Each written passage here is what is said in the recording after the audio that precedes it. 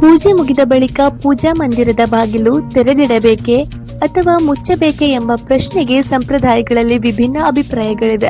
ಸಾಮಾನ್ಯವಾಗಿ ದೀಪ ಉರಿಯುತ್ತಿರುವವರೆಗೆ ಬಾಗಿಲು ತೆರೆದಿಡುವುದು ಶುಭವೆಂದು ನಂಬಲಾಗುತ್ತದೆ. ಇದರಿಂದ ದೀಪದ ಬೆಳಕು ಹಾಗೂ ಸಕಾರಾತ್ಮಕ ಶಕ್ತಿ ಮನೆಯಾದ್ಯಂತ ಹರಡುತ್ತದೆ ಎಂಬ ಧಾರ್ಮಿಕ ನಂಬಿಕೆ ಇದೆ. ಪ್ರಾಯೋಗಿಕವಾಗಿ ನೋಡಿದ್ರೆ ದೀಪವು ಸರಿಯಾಗಿ ಉರಿಯಲು ಗಾಳಿಯ ಸಂಚಾರವು ಅಗತ್ಯ. ಪೂಜೆ, ನೈವೇದ್ಯ ಹಾಗೂ ಆರತಿ ಮುಗಿದ ನಂತರ ಅಗತ್ಯವಿದ್ದರೆ ಬಾಗಿಲು ಮುಚ್ಚಬಹುದು. ಇದರಿಂದ ಪೂಜಾ ಸ್ಥಳ ಸ್ವಚ್ಛವಾಗಿರುವುದು, ಧೂಳು ಮತ್ತು ಕೀಟಗಳಿಂದ ರಕ್ಷಣೆ ದೊರೆಯುವುದು.